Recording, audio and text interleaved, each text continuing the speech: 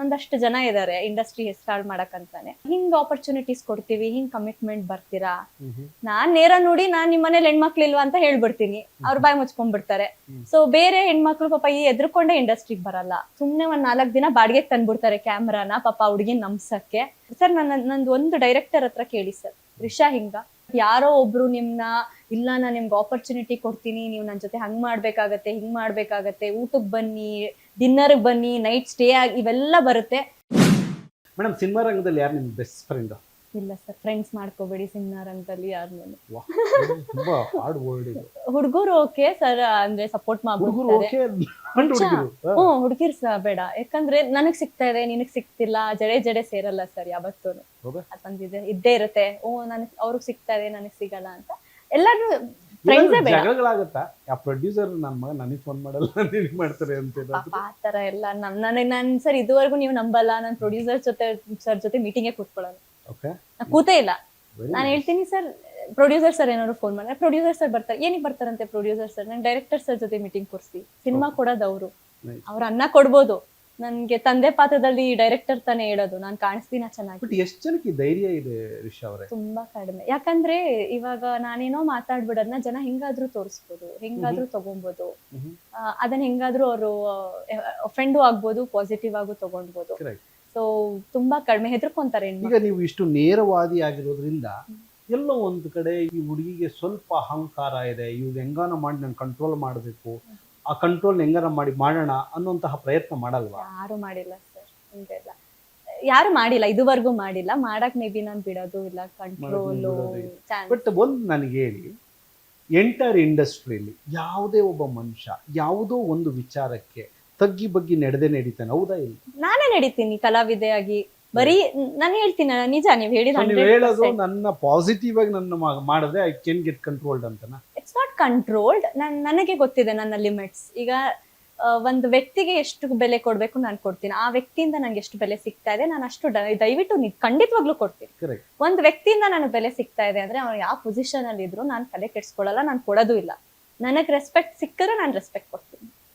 ಕೊಟ್ಟಿಲ್ಲ ಅಂತ ಅಂದ್ರೆ ಎಂತ ಪವರ್ ಅಲ್ಲಿ ಇದೀನಿ ನಾನು, ತಲೆ ಬಗ್ಲೇಬೇಕು ನೀನು ಅಂತ, ನಿನ್ ಪವರ್ ನಿನಗೆ, ನನ್ ವ್ಯಕ್ತಿತ್ವ ನನಗೆ, ನನ್ ರೆಸ್ಪೆಕ್ಟ್ ನನಗೆ. ನಿಮಗೆ ಕಲೆ ತುಂಬಾ ಇಂಪಾರ್ಟೆಂಟ್ ಇದೆ, ಡೆಫಿನೆಟ್ಲಿ. ಹಣ ಇಂಪಾರ್ಟೆಂಟ್ ಇಲ್ಲ. ಎಷ್ಟೊಂದ್ ಜನ್ಮ ಹಂಗೆ ಹೇಳೋದು ಸರ್. ನನ್ಗೆ ಇವತ್ತಿನ ಫೇಸ್ ಮಾಡ್ತಾ ಇದಾರೆ ಎಷ್ಟೊಂದು. ಇವಾಗ ಏನೋ ಕಾಸ್ಟಿಂಗ್ ಕೋಚ್ ಅಂತಾನು ಬಂತು ಎಷ್ಟೊಂದು ಸಿನಿಮಾಗಳಲ್ಲಿ. ನೀವು ಕಮಿಟ್ಮೆಂಟ್ ಮಾಡಿದ್ರೆ ನಿಮ್ಗೆ ಹೇಳಿದ್ರ ತುಂಬಾ ಹೇಳ್ತಾ ಇರ್ತಾರೆ, ನಾನು ಬೈದೇ ಬಿಡ್ತೀನಿ ಸ್ಟಾರ್ಟಿಂಗ್. ದಿಸ್ ಏನಾಗಿದೆ ಈಗ ಸಿನಿಮಾಗಳು ಕೆಲವು I don't know which banners ಅಥವಾ ಏನು, ನಿಯತ್ತಾಗಿ ಸಿನಿಮಾ ಮಾಡೋರು ಯಾವತ್ತೂ ಕಮಿಟ್ಮೆಂಟ್ ಕೇಳಲ್ಲ. ಎಷ್ಟು 6 ಸಿನಿಮಾ ಮಾಡಿದೀನಿ ಸರ್, ರಿಲೀಸ್ ಆಗ್ತಾ ಇದೆ, ಕಮಿಟ್ಮೆಂಟ್ ಯಾರು ಕೇಳಿಲ್ಲ, ಕೇಳೋದು ಇಲ್ಲ. ಅವ್ರಿಗೆ ಸಿನಿಮಾ ಬರ್ಬೇಕಾಚೆ. ಇನ್ನೊಂದಷ್ಟು ಜನ ಇದಾರೆ ಇಂಡಸ್ಟ್ರಿ ಸ್ಟಾರ್ಟ್ ಮಾಡಕ್ಕಂತಾನೆ. ಹಿಂಗ್ ಆಪರ್ಚುನಿಟೀಸ್ ಕೊಡ್ತೀವಿ, ಹಿಂಗ್ ಕಮಿಟ್ಮೆಂಟ್ ಬರ್ತೀರಾ? ನಾನ್ ನೇರ ನೋಡಿ ನಾನ್ ನಿಮ್ ಮನೇಲಿ ಹೆಣ್ಮಕ್ಳಿಲ್ವಾ ಅಂತ ಹೇಳ್ಬಿಡ್ತೀನಿ, ಅವ್ರ ಬಾಯ್ ಮುಚ್ಕೊಂಡ್ಬಿಡ್ತಾರೆ. ಸೊ ಬೇರೆ ಹೆಣ್ಮಕ್ಳು ಪಾಪ ಈ ಎದ್ರುಕೊಂಡೆ ಇಂಡಸ್ಟ್ರಿಗೆ ಬರಲ್ಲ. ಸೊ ರಿಯಲ್ ಆಗಿ ಮಾಡ್ತಾ ಇರೋರ್ಗೆ ಯಾವತ್ತೂ ಫೇಸ್ ಮಾಡಲ್ಲ. ಇಲ್ಲ, ಈಗ ಆಕ್ಚುಲಿ ಹೆಣ್ಮಕ್ಳನ್ನ ಯಾಮಾರಿಸ್ತವ್ರೆ ಅಂತ ನೆನ್ಕೊಳ್ಳೋಣ, ಮಾಡ್ತಾ ಇದಾರೆ, ಮಾಡ್ತಾ ಇದಾರೆ. You want to give a message to the girls? True, very true.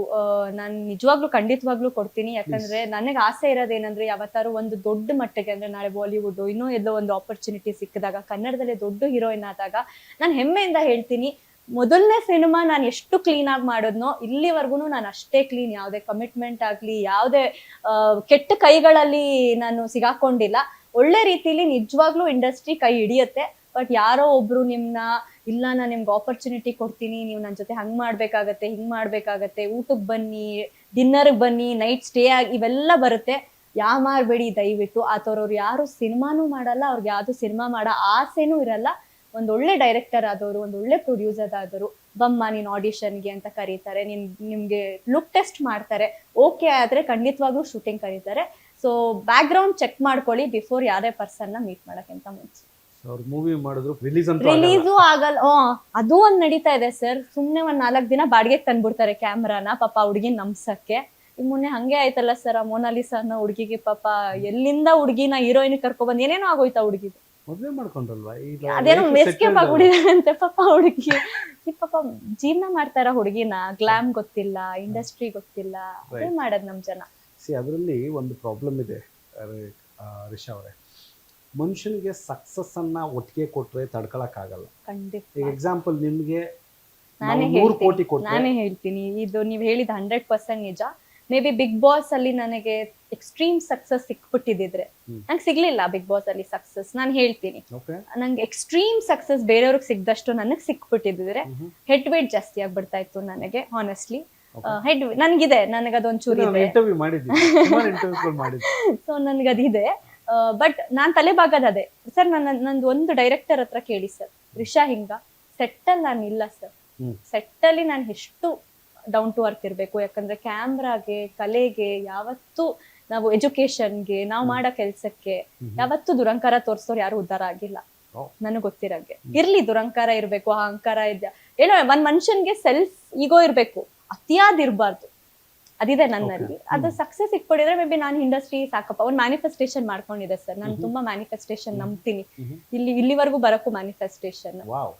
So ನಾನೊಂದ್ ಬುಕ್ ಇದೆ ನನ್ನ ಹತ್ರ, ಬರ್ಕೊಂತೀನಿ ಈ ವರ್ಷ ನನ್ಗೆ ಹಿಂಗಾಗ್ಬೇಕು, ಈ ವರ್ಷ ಇಷ್ಟು ಸೇವಿಂಗ್ಸ್ ಆಗ್ಬೇಕು, ಇಷ್ಟು ಆನೆಸ್ಟ್ಲಿ ಟಚ್ ವುಡ್ ಎಲ್ಲ ಟಿಕ್ ಆಗ್ತಾ ಇದೆ. ಸೊ ಮ್ಯಾನಿಫೆಸ್ಟೇಷನ್ ನನ್ನ ಯಾರು ಹ್ಯಾಂಡಲ್ ಮಾಡ್ತಾರೆ ಸರ್, ಓಡೋಗ್ಬಿಡ್ತಾನೆ, ಅದಕ್ಕೆ ಕನ್ನಡಿಗ. ಎನಿ ಪರ್ಟಿಕ್ಯುಲರ್ ರೀಸನ್ ಹ್ಯಾಂಡಲ್ ಮಾಡಕ್ಕಾಗಲ್ಲ ನನ್ನ ಅನ್ನೋದಕ್ಕೆ? ಐ ಆಮ್ ಲೈಕ್ ತುಂಬಾ ಈಕ್ವಲ್ ಸಪೋರ್ಟ್ ಬೇಕು ನನಗೆ, ಸಪೋರ್ಟ್ ಮಾಡ್ಬೇಕು, ನಂಗೆ ಡಾಮಿನೇಟ್ ಮಾಡಬಾರ್ದು. ಇವತ್ತಿನ ಪಾಪ ಗಂಡ್ ಮಕ್ಳಿಗೆ ಉಸಿರೇ ಇಲ್ಲ ಪಾಪ. ಸರ್ ಯಾವ ಪಾಪ ನೋಡ್ತೀರ ಯಾವ ಗಂಡ್ ಮಕ್ಳುನು ಯಾರಿಗೂ ಏನಿಲ್ಲ ಇಲ್ಲ ಇಲ್ಲ, ಒಂದ್ 2 ತಿಂಗಳು ಅಷ್ಟೇ ಅವೆಲ್ಲ, ಆಮೇಲೆ ಸ್ಟಾರ್ಟ್ ಮಾಡ್ಕೊಂಡ್ ಬಿಡ್ತಾರೆ, ನಾನು ಮೇಲಿಗೋ ಸ್ಟಾರ್ಟ್ ಆಗ್ಬಿಡುತ್ತೆ, ಇಲ್ಲ ಇಲ್ಲ ಅಂತ ಕೊಡೋಣ ಸರ್. ಸರ್ ಗಂಡ್ ಮಕ್ಳು ಬಗ್ಗೆ ನಿಜ ಹೇಳ್ಬೇಕು, ಬಿಡಪ್ಪ ನನ್ನ ಹೇಳ್ತಿ ತಾನೆ, ನಾನು ಹೇಳ್ತಿದ್ರೆ ನಾನ್ ಮಾತಾಡಿಲ್ಲ ಅಂದ್ರೆ ಹೆಂಗೆ ಅಂತ. ಒಂದ್ ವಿಷಯದಲ್ಲಿ ಗಂಡ್ ಮಕ್ಳನ್ನ ಹೊಗಳ್ಬೇಕು ಸರ್. ಒಂದ್ ಹುಡುಗಿ ಲಾಯಲ್ ಆಗಿದ್ಲು ಅಂತ ಅಂದ್ರೆ ಏನ್ ಮಾಡಕ್ಕೂ ರೆಡಿ ಇದಾರೆ ಗಂಡ್ ಮಕ್ಳು. ಇವತ್ತೊಂದು ಲೈಫ್ ಅಲ್ಲಿ ಏನ್ ಮಾಡಕ್ಕೂ ರೆಡಿ ಇರ್ತಾರೆ, ಅದು ನಿಜವಾಗ್ಲೂ ಟ್ರೂ. ಅದು ಆ ಲಾಯಲ್ಟಿ 2 ಕಡೆ ಇರ್ಬೇಕು, ಗಂಡ್ ಮಕ್ಳಲ್ಲೂ ಇರ್ಬೇಕು, ಹೆಣ್ಮಕ್ಳಲ್ಲೂ ಇರ್ಬೇಕು. ನಂಬಿಕೆ ಅನ್ನೋದು ಒಂದ್ ಗಳಿಸ್ಕೊಬಿಟ್ರೆ ಗಂಡ್ ಮಕ್ಳಿಂದ, ಇವಳು ನನ್ ನಂಬಿಕೆ ಕಳ್ಸಿದೀನಿ ಅಂತ ಅವ್ರು ಎಲ್ಲಿ ಕಳ್ಸಕ್ಕೂ ರೆಡಿ ಇರ್ತಾರೆ. ಅದು ಕಳ್ಕೋಬಾರ್ದು ಹೆಣ್ಮಕ್ಳು ಕೂಡ, ದಟ್ ಈಸ್ ಟ್ರೂ. ಬಟ್ ನನ್ನಲ್ಲಿ ಅಂತ ಬಂದಾಗ ಈಕ್ವಾಲಿಟಿ ಅಂದ್ರೆ ನಾನು ಹೇಳ್ತೀನಿ, ಪರ್ಮಿಷನ್ ಕೇಳಲ್ಲ, ಅದು ಪ್ರಾಬ್ಲಮ್. ಇರ್ರೆಸ್ಪೆಕ್ಟಿವ್ ನೀವು ನೋ ಅಂತಂದ್ರು I have decided what has to be done. I'll decide and tell them. But ಗಂಡ್ ಮಕ್ಳಲ್ಲಿ ಒಂದ್ ಸ್ವಲ್ಪ ಅದಿದೆ, ನನ್ ಕೇಳ್ಬಿಟ್ಟು ನೀ ಮಾಡ್ಬೋದಿತ್ತಲ್ಲ ಅಂತ. ನಾನೊಂದ್ ಸ್ವಲ್ಪ ಏನಂದ್ರೆ ನಾನು ಆಲ್ರೆಡಿ ಡಿಸೈಡ್ ಎಲ್ಲ ಪ್ಲಾನ್ ಮಾಡ್ಬಿಟ್ಟಿರ್ತೀನಿ ಲಾಸ್ಟ್. ಇವತ್ತಿನ ಸರ್ಕಮ್ಸ್ಟೆನ್ಸಸ್ ಏನಾಗಿದೆ ಅಂತ ಅಂದ್ರೆ ಕೇಳದೆ ಆ ಸೈಕಾಲಜಿಕಲ್ ಪ್ರಾಬ್ಲಮ್ಗಳಾಗಿ ಅವ್ರು ಏನೋ ಹೇಳ್ಬೇಕು, ಹೇಳಕ್ಕೂ ಅವಕಾಶಗಳನ್ನ ಕೊಡದೇ ಇರುವಂತಹ ಮೊರಾಲಿಟಿನ ಬೆಳೆಸ್ಕೊಂಡು ಅದೇ ಇವತ್ತು ಕಾನ್ಫ್ಲಿಕ್ಟ್ ಆಗ್ತಿರೋದು. ನಮ್ಮ ಈಕ್ವಾಲಿಟಿ ಅಂತ ಏನು ಅಂದ್ರೆ ನಾವು ಸಮಾನತೆ ಕೊಡಲ್ಲ ಅಂತಲ್ಲ, ಸಮಾನತೆ ಕೊಡಕ್ಕೆ ರೆಡಿ ಇರ್ತಾರೆ. ಬಟ್ ಅದೇನು ಅಂತಂದ್ರೆ ಬಿಫೋರ್ ದೇ ಸ್ಪೀಕ್ ಔಟ್ ನಾವೇ ಒಂದು ಡಿಸಿಷನ್ ಮಾಡ್ಬಿಟ್ಟಿರ್ತೀವಿ. ಅದು ಹೆಣ್ಮಕ್ಳಾಗ್ಲಿ ಗಂಡ್ ಮಕ್ಳಾಗ್ಲಿ, ನಿನಗೆ ಇದು ಒಳ್ಳೇದು, ನಿನಗೆ ಈ ಬಟ್ಟೆ ಚೆನ್ನಾಗಿದೆ, ನೀನೇನು ಮಾತಾಡಂಗೆ ಇಲ್ಲ, ನಾನು ಆಲ್ರೆಡಿ ತಂದು ಪ್ಯಾಕ್ ಮಾಡಿ ಗಿಫ್ಟ್ ಮಾಡಿ ರ್ಯಾಪ್ ಮಾಡಿ ಬಾಕ್ಸ್ ಅಲ್ಲಿ ತಗೋ ಓಪನ್ ಅಂತ ಕೊಟ್ಬಿಟ್ಟಿರ್ತೀವಿ. ಸೊ ನೀವು ಬೇಜಾರಾಗತ್ತಲ್ಲ ಪಾಪ, ಒಂದುಗೋಸ್ಕರ ಅವರು ಆಕ್ಸೆಪ್ಟ್ ಮಾಡಿರ್ತಾರೆ. ಮಲ್ಟಿಪಲ್ ಥಿಂಗ್ಸ್ ಆಗ್ತಾ ಇದೆ. ಫ್ರೆಂಡ್ಸ್ ಆಗಿದ್ರೆ ಆ ಫ್ರೆಂಡ್ಶಿಪ್ ನೇಚರ್ ನಂದು ಅರ್ಥ ಮಾಡ್ಕೊಟ್ರೆ ಎಷ್ಟೊಂದು ಕಪಲ್ಸ್ ಚೆನ್ನಾಗಿದ್ದಾರೆ. ಸೊ ಇವಾಗ ನೀವು ಸಿನಿಮಾ ರಂಗದಲ್ಲಿ ಎಷ್ಟು ವರ್ಷ ಕೆಲಸ ಮಾಡ್ಬೇಕು ಅನ್ಕೊಂಡಿದ್ದೀರಿ? ಆ ದೇವ್ರು ಎಲ್ಲಿವರೆಗೂ ನನ್ಗೆ ಸಿನಿಮಾ ಕೊಡ್ತಾನೋ ಅಲ್ಲಿವರೆಗೂ ಮಾಡ್ತೀನಿ. ಯಾವತ್ತು ಫುಲ್ ಸ್ಟಾಪ್ ಇಡ್ತಾನೋ ಆಗ ಇನ್ನೊಂದು ಬ್ಯಾಕಪ್ ಪ್ಲಾನ್ಸ್. ನಾನು ಒಂದನ್ನೇ ನಂಬ್ಕೊಳ್ಳಲ್ಲ ಲೈಫ್ ಅಲ್ಲಿ. ಓಕೆ, ಆಲ್ಟರ್ನೇಟಿವ್ ಹೇಳಿ ನಿಮ್ಮ ಕಲೆಗಳನ್ನ. ನಾಳೆ ಬಿಸ್ನೆಸ್ ಸಿನಿಮಾ ಸಿಗ್ತಾ ಇಲ್ಲ ಅಂದ್ರೆ ಒಂದ್ ಬಿಸ್ನೆಸ್ ರೆಡಿ ಸ್ಟಾರ್ಟ್ ಮಾಡಕ್ಕೆ ಇದ್ ಮಾಡ್ತೀನಿ, ಒಂದ್ ಬಿಸ್ನೆಸ್ ಓಪನ್ ಮಾಡ್ತೀನಿ. ಅಲ್ಲಿ ಒಂದ್ ಸ್ವಲ್ಪ ಕೆಫೆ ಓಪನ್ ಮಾಡ್ಬೇಕಂತ ಅನ್ಕೊಂತಾ ಇದೀನಿ ಮೈಸೂರಲ್ಲಿ. ಸೊ ಒಂದ್ ಸ್ವಲ್ಪ ಡೇಸ್ಗಳು ಬಿಸಿ ಇರೋದ್ರಿಂದ ಡೆಫಿನೆಟ್ಲಿ ಅಲ್ಲಿ come up with cafe idea. Right. So alternative business plan ready ಮಾಡ್ಬೇಕು ಸರ್, ಒಂದನ್ನೇ ನಂಬ್ಕೊಳಕ್ ಆಗಲ್ಲ. ಸೊ ನೀವು ಮದುವೆ ಆಗಿ ಬೇರೆ ದೇಶದಲ್ಲಿ ಸೆಟ್ಲ್ ಆಗ್ತೀರಿ ಅಂತ ವದಂತಿ ಇದೆ, ಹೌದಾ? ನನಗೆ ಒಂದ್ ಒಳ್ಳೆ ಫಾರಿನರ್ನ ಮದುವೆ ಆಗ್ಬೇಕು ಅಂತ ಆಸೆ ಇದೆ. ಇದು ಬಿಗ್ ಬಾಸ್ ಇಂದ ಸ್ವಲ್ಪ ಪ್ರಾಬ್ಲಮ್ ಆಗ್ತಾ ಇದೆ. ಯಾಕೆ ಪ್ರಾಬ್ಲಮ್ ಆಗ್ತಿದೆ? ಯಾಕೆ ನಮ್ ಕನ್ನಡಿಗರು ಚೆನ್ನಾಗಿಲ್ವಾ, ನಮ್ ಕನ್ನಡ ಹುಡುಗರು ಕರೆಕ್ಟ್ ಆಗಿರೋ ಏನೇನೋ ಕಮೆಂಟ್ ಸ್ಟೇಟ್ಮೆಂಟ್ ಕೊಟ್ಟಿದ್ರ ನೀವು? ಇಲ್ಲ, ರೀಸೆಂಟ್ ಆಗಿ ಒಳಗಡೆ ಬಿಗ್ ಬಾಸ್ ಒಳಗಡೆನು ನಾನು ಹೇಳಿದೀನಿ, ಇಲ್ಲ ನನ್ ಮದ್ವೆ ಆದ್ರೆ ಯಾವ್ದಾದ್ರು ಫಾರಿನರ್ ನ ಮದ್ವೆ ಆಗ್ಬಿಡ್ತೀನಿ ಅಂತ ಹೇಳಿ. ಎಲ್ಲ ಆಲ್ರೆಡಿ ಕರ್ನಾಟಕ ಜನ ನೋಡಿದಾರೆ, ಗೊತ್ತಾಗಿದ್ದಾರೆ. ಎಲ್ಲ most of the heroines in this industry ತುಂಬಾ ದೊಡ್ಡ ಹೆಸರು ಮಾಡಿರೋರು ಇವತ್ತು ಫಾರಿನ್ ಅಲ್ಲೇ ಇದ್ದಾರೆ. ಸೊ ಹಾಗಾಗಿ ನಿಮಗೂ ಒಳ್ಳೇದಾಗ್ಲಿ. ಫಾರಿನ್ ಅಲ್ಲೇ ಅಲ್ಲ, ಅವ್ನು ಇಂಡಿಯಾಗ್ ಬರ್ತಾನೆ ಅಂದ್ರು ಓಕೆ, ಬಟ್ ನನ್ನ ಪಾರ್ಟ್ನರ್ ಅಂತ ಬಂದಾಗ I am very particular. Cinema ರಂಗದಲ್ಲಿ ನಿಮ್ಗೆಲ್ಲೋ ಒಂದ್ ಕಡೆ ನಾನು ಇಂಥದನ್ನ ಮಾಡಿದ್ರೆ this is what is the landmark I want to set and go ಅನ್ನೋದಿದೆಯಾ? Definitely sir. ನನ್ಗೆ ಎಲ್ಲಿವರೆಗೂ ರಿಷಾ ಅನ್ನೋದು ಒಂದು ಸಿನಿಮಾ ಪಾತ್ರ ಮಾತಾಡಲ್ಲ ಅಲ್ಲಿವರೆಗೂ ರಿಷಾ ಕೆಲಸ ಮಾಡ್ತಾಳೆ. ಯಾವತ್ತು ಒಂದು ಸಿನಿಮಾ ಮೂಲಕ ಆ ಪಾತ್ರ ಮಾತಾಡತ್ತೋ, ರಿಷಾ ಅನ್ನೋದು ಬಿಟ್ಟು ಆ ಸಿನಿಮಾ ಹೆಸರು ಕರೀತಾರಲ್ಲ ನನ್ನ, ಅವತ್ತ ದಿನ I will be like completely ಈ ಇಂಡಸ್ಟ್ರಿಗೆ ಬಂದಿದ್ದು ನನಗೆ ಸಾರ್ಥಕ ಆಯ್ತು. ಯಾಕಂದ್ರೆ ಎಕ್ಸಾಂಪಲ್ಸ್ ಇದಾರೆ. ಈಗ ಪೂಜಾ ಗಾಂಧಿ ಮ್ಯಾಮ್ ಆಗ್ಲಿ, ಅವ್ರನ್ನ ಮುಂಗಾರು ಮಳೆಯಲ್ಲಿ ಅವರೇ ಬರೋದು, ರಾಧಿಕಾ ಪಂಡಿತ್ ಮ್ಯಾಮ್ ಆಗ್ಲಿ, ಒಂದೊಂದು ಸಿನಿಮಾ. ಬಟ್ ಇದೆಲ್ಲ ಪ್ಯೂರ್ ಬೇಸಿಕಲಿ ಲಕ್ಕಿ ಅಂತೀರಾ?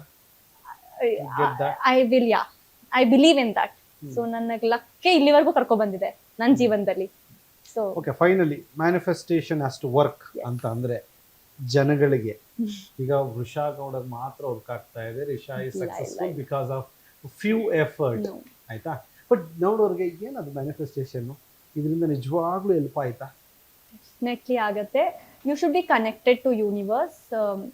ಹೇಗೆ ಅಂತ ಯಾವತ್ತಾದ್ರೂ ಒಂದು ದಿನ ರಾತ್ರಿ ಕರೆಕ್ಟ್ ಆಗಿ 11:11ಗೆ ಮೇ ಬಿ ನಿಮ್ಗೆ ಅನ್ಸ್ಬೋದು ಮೂಢನಂಬಿಕೆ ಅಥವಾ ಇದನ್ನೆಲ್ಲ ಮಾಡ್ತಾರ ಅಂತ. ಪ್ರಯತ್ನ ಮಾಡಿ ನೋಡಿ, ಖಂಡಿತವಾಗ್ಲೂ ಆಗತ್ತೆ. ಒಂದ್ ಒಳ್ಳೆ ಬುಕ್ ತಗೊಳ್ಳಿ, ಒಂದ್ ಒಳ್ಳೆ ಡೈರಿ ಪಾಸಿಟಿವ್ ಇಂದ, ಒಂದ್ ಪೆನ್ ತಗೊಳ್ಳಿ, ಫಸ್ಟ್ ಪೇಜ್ ಅಲ್ಲಿ ಓಂ ಅಂತ ಬರೀರಿ. ಆ ನೆಕ್ಸ್ಟ್ ಪೇಜ್ ಇಂದ ನೀವು ಬರೀರಿ. ನಿಮ್ಗೆ 2 ವರ್ಷದಲ್ಲಿ ಸಿಗ್ಬೋದು, 1 ವರ್ಷದಲ್ಲಿ ಸಿಗ್ಬೋದು, 3 ವರ್ಷದಲ್ಲಿ ಸಿಗ್ಬೋದು. ಬಟ್ ಆದ್ರೆ ಆ ಬುಕ್ಕಲ್ಲಿ ಬರೆಯೋದು ಖಂಡಿತವಾಗ್ಲೂ ನಿಮಗೆ ಸಿಗುತ್ತೆ. ನಾಟ್ ಓನ್ಲಿ 11:11, ಫಸ್ಟ್ ಟೈಮ್ ಅನ್ನೋದು 11:11 ಅಲ್ಲಿ ಸ್ಟಾರ್ಟ್ ಮಾಡಿ. ಒಂದ್ 8 ಅನ್ನೋ ಸಿಂಬಲ್ ಇದೆ ಸರ್ ಮ್ಯಾನಿಫೆಸ್ಟೇಷನ್. ಈ 8 ಅನ್ನೋ ಸಿಂಬಲ್ ಇದೆ. ಸೊ ಅದನ್ನ ಫಸ್ಟ್ 8 ಟೈಮ್ಸ್ ನೀವು ಮಾಡ್ಕೊಂಡು ನಿಮ್ಗೆ ಏನೇನ್ ಬೇಕು ಅನ್ನೋದು ಬರೀಬೇಕು ಸರ್, ಅಷ್ಟೇ. ನೀವ್ ಖಂಡಿತವಾಗ್ಲೂ ಹೇಳ್ತೀನಿ, ನಂದು ಆಲ್ಮೋಸ್ಟ್ ಒಂದು ಮ್ಯಾನಿಫೆಸ್ಟೇಷನ್ ಟೈಮ್ ಅಂತ ಬರುತ್ತೆ. ಒಂದ್ 16 ಆಸೆ ಬರ್ಕೊಬೇಕು. ಆಲ್ಮೋಸ್ಟ್ ನಂದು ಒಂದ್ 7 ಆಸೆ ಟಿಕ್ ಆಗಿದೆ. ಆಲ್ಮೋಸ್ಟ್ ದೊಡ್ಡ ಆಸೆನೇ ಅದೇ, ಅದು ಚಿಕ್ಕ ಆಸೆ ಅಲ್ಲ, ದೊಡ್ಡ ಆಸೆ. ನೆಕ್ಸ್ಟ್ ನಾನೀಗ ಹೆಂಗ್ ಆಗ್ಬಿಟ್ಟಿದೆ ಮ್ಯಾನಿಫೆಸ್ಟೇಷನ್ಗೆ ಅಂದ್ರೆ, ಈ ತಿಂಗಳು ಇಷ್ಟು ಸೇವ್ ಮಾಡ್ಬೇಕು ಅಂದ್ರೆ, ಯು ಬಿಲೀವ್ ಆರ್ ನಾಟ್, ನನ್ನ ಅಕೌಂಟ್ ಅಲ್ಲಿ ಅಷ್ಟು ಸೇವ್ ಆಗಿರುತ್ತೆ. ದೇವ್ರು ಅಷ್ಟ್ ಕೆಲ್ಸ ಕೊಡ್ತಾನೋ, ಆ ಟೈಮ್ಗೆ ಹಂಗ್ ಬರುತ್ತೋ. I believe in manifestation. ನಿಜವಾಗ್ಲೂ ಇಲ್ಲ, ವೆರಿ ಟ್ರೂ. ಇವತ್ತು ನಾನು ಅದನ್ನ ನಿಮ್ಮ ಪ್ರಶ್ನೆ ಕೇಳ್ತಾ ಇದ್ದೀನಿ ಅಂತ ಅಂದ್ರೆ ದೇರ್ ಈಸ್ ಸಮಥಿಂಗ್ ಜನಗಳಿಗೆ ಬೇಕಿದೆ ಅಂತ ಕೇಳ್ತಾ ಇದ್ದೀನಿ. ಸಿ, ಇದು ಮ್ಯಾನಿಫೆಸ್ಟೇಷನ್ ನಮ್ಮ ಅಂಡರ್ಸ್ಟ್ಯಾಂಡಿಂಗ್ ಪ್ರಕಾರ ನಿಮ್ಮ ಸ್ಟ್ರಾಂಗ್ ಬಿಲೀಫ್. ಮನುಷ್ಯನಿಗೆ ನಾನು ಇದನ್ನ ಸಾಧಿಸ್ತೀನಿ, ನಾನು ಸಾಧಿಸಲೇಬೇಕು, ನನಗೆ ಇದು ಬೇಕಿದೆ. ನೀವು ಬೆಳಗ್ಗೆ ಎದ್ದಾಗ ನೀವೇನ್ ಮನಸ್ಸಲ್ಲಿ ಇಟ್ಕೊಂಡಿರ್ತೀರಿ ಅದೇ ನಿಮ್ಗೆ ಸಾಯಂಕಾಲ ಆಗೋದು. ಹೌದು, ಖಂಡಿತ. This is the manifestation. I want to achieve something today. ಇಲ್ಲ, ನನ್ಗೆ ಯಾರ ಹತ್ರನೂ ಒಂದು 5,000 ರೂಪಾಯಿ ಸಾಲ ಮಾಡ್ಲೇಬೇಕು ಅಂತ ಮಾಡ್ತೀನಿ. ವೆಲ್ ಸೆಟ್ ಸರ್, 100% ಸಾಲ ಮಾಡ್ತೀನಿ, ಸಾಲ ಸಿಗುತ್ತೆ. So this is manifestation. So ಅದನ್ನ ನೀವು ನೆಗೆಟಿವ್ ಆಗಿ ಮಾಡೋದ್ರ ಬದಲು ಪಾಸಿಟಿವ್ ಆಗಿ 5,000 ರೂಪಾಯಿ ನಾನು 50 ಲಕ್ಷ ದುಡಿತೀನೋ, 5 ಲಕ್ಷ ದುಡಿತೀನೋ, it is left to the people's intention. ಅಂದ್ರೆ ಸರ್, ಈಗ ಮ್ಯಾನಿಫೆಸ್ಟೇಷನ್ ಅಂತ ಅಂದಾಗ ನಮ್ಮ ಸ್ಟ್ರಾಂಗ್ ವಿಲ್ ಪವರ್ ಅನ್ನೋದಿರುತ್ತೆ. ನಾವೆಲ್ಲ ವರ್ಕ್ ಮಾಡೋದೇ ವಿಲ್ ಪವರ್ ಮೇಲೆ.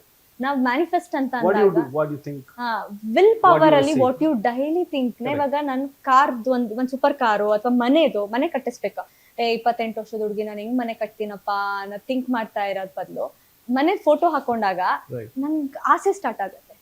ಓಕೆ, ನಂಗೆ ಆ ಮನೆ ಬೇಕು ಅನ್ನೋ ಸ್ಟಾರ್ಟ್ ಅದೇ ಮ್ಯಾನಿಫೆಸ್ಟೇಷನ್. ಇವತ್ತಿನ ಕಾಲದಲ್ಲಿ ಹೆಣ್ಮಕ್ಳು ಏಜ್ ಅನ್ನ ರಿವೀಲ್ ಮಾಡೋದಕ್ಕೆ 3 ಕ್ವಶನ್ ಕೇಳ್ಬೇಕು. ನಾನು ಹೇಳಬಿಟ್ನಲ್ಲ, ಕೇಳಿ ನೀವು ಡಿಗ್ರಿ ಓದಿದ್ದೀರಾ, ಎಷ್ಟು ವರ್ಷ ಆಯ್ತು ಡಿಗ್ರಿ ಪಾಸ್ ಆಗಿ, ಇದೆಲ್ಲ ಕೇಳಿ ಹುಡುಗರು ಪಾಪ ಏಜ್ ನ ಡೆಲಿವರಿ ಮಾಡ್ತಾರೆ.